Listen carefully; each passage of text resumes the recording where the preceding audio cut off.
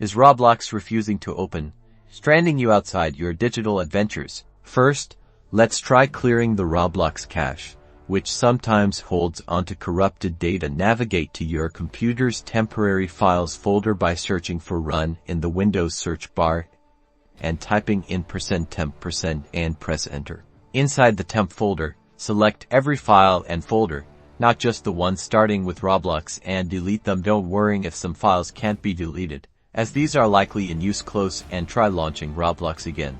If the problem persists, let's make sure the Roblox application is up to date. Go to the Microsoft Store, search for Roblox, and click Update if available. A simple update can often fix launch problems. Still nothing? You might need to troubleshoot compatibility settings. Right-click on the Roblox player icon on your desktop or within the Start menu and select Properties in the Compatibility tab.